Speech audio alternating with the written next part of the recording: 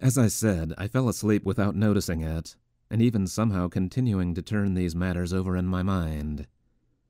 Suddenly I dreamed I took the revolver and, remaining seated, pointed it at my heart. My heart and not my head, and I had firmly decided beforehand to shoot myself through the head, through the right temple to be precise. I pointed it at my breast and waited a second or two while the candle, the table, and the walls suddenly moved and swayed. I hurriedly pulled the trigger. In dreams you can fall from a height, or someone can cut you or hit you, but you never feel pain, except when you really hurt yourself somehow in bed. Then you do feel pain and nearly always awaken.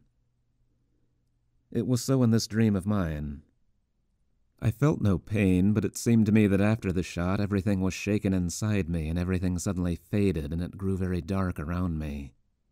I seemed to go blind and mute, and to be lying on something hard flat on my back, seeing nothing and unable to make the slightest movement. People moved around me, calling and shouting, the captain in his bass voice, the landlady screaming, and then suddenly there was another interval and I was being carried in a closed coffin.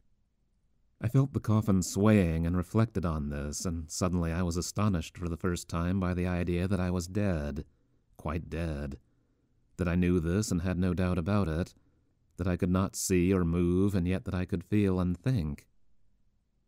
But I soon became reconciled to this and accepted the fact unquestioningly, as usually happens in dreams.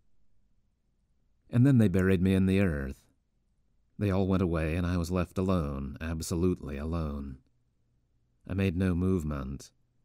When I had imagined formerly what it would be like when they buried me in my grave, I really only associated feelings of dampness and cold with the grave. And now, too, I felt I was very cold, particularly in the tips of my toes, but nothing else. I lay there strangely enough without waiting for anything, accepting unquestioningly the fact that the dead have nothing for which to wait. But it was damp. I don't know how much time passed, an hour, or several days, or many days. Then suddenly a drop of water which had soaked through the lid of the coffin fell on my closed left eye, and in a minute it was followed by a second one, and in another minute by a third, and so on, each after an interval of 1 minute. A deep indignation suddenly flared up in my heart, and suddenly I felt a physical pain in it. That's my wound, I thought. That's where I shot myself. The bullet is there. And the drop of water continued falling minute by minute on my closed eye. And suddenly I called out, not with my voice, for I was physically helpless, but with my whole being, upon the power and control of everything which was happening to me. Whosoever you are, if you exist, and if anything more intelligent exists than what is now happening here, allow it to be in this place too. If you are taking vengeance on me for my unintelligent suicide, the indecency and absurdity of another existence, know then that no torture that could ever befall me can compare with the contempt which I will silently experience if necessary for millions of years of torture. I called out and then was silent. The deep silence continued for almost a minute and another drop fell. But I was boundlessly and infallibly certain and believed that everything would immediately be changed. And so then my grave suddenly opened. That is, I don't know whether it was opened and dug up, but I was taken up by some dark being unknown to me, and we were in space. Suddenly I could see. We were in the depths of the night, and such darkness I'd never seen before. We swept on through space and were now far away from the earth. I did not question the being who carried me along about anything. I waited proudly. I told myself I was not afraid and grew still with delight at the thought that I was not afraid. I don't remember how long we passed on, and I can't imagine the time.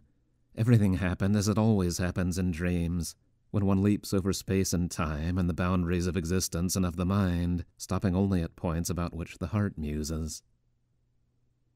I remember I suddenly saw a small star in the distance. "Is that serious?" I asked suddenly, unable to contain myself, for I did not wish to ask any questions. "No, that is the star you saw between the clouds when you were returning home," answered the being who was bearing me away. I knew it possessed a form resembling the human, but strangely enough I did not like this being. I even felt a deep revulsion. I had experienced complete non-existence, and so had shot myself through the heart. And now I found myself in the arms of a creature who, though not human, still was and existed. Ah, so there is life beyond the grave, I thought with the peculiar carelessness of the dream world.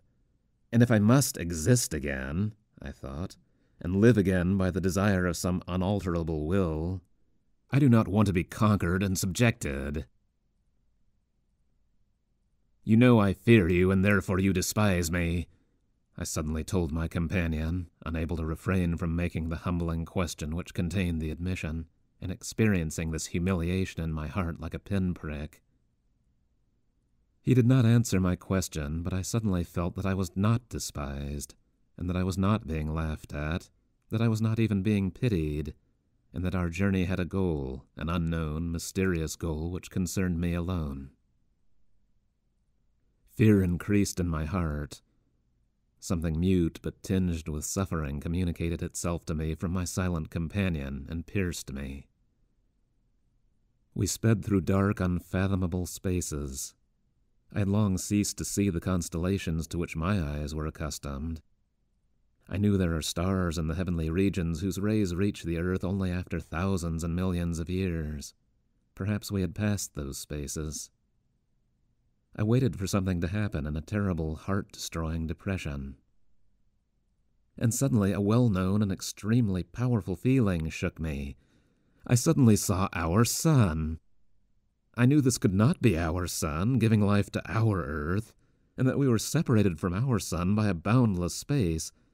But for some reason I knew in my whole being that it was exactly the same kind of sun as ours, its double. A sweet, evocative feeling rang out delightedly in my soul.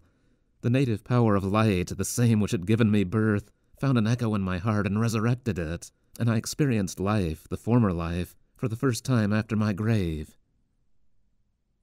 "But if this is the sun, if this is exactly the same sun as ours," I cried, "then where is the earth?" And my companion pointed to a star, sparkling in the darkness with an emerald sheen. We were speeding toward it. Can such duplicates be possible in the universe? Can this be the law of nature?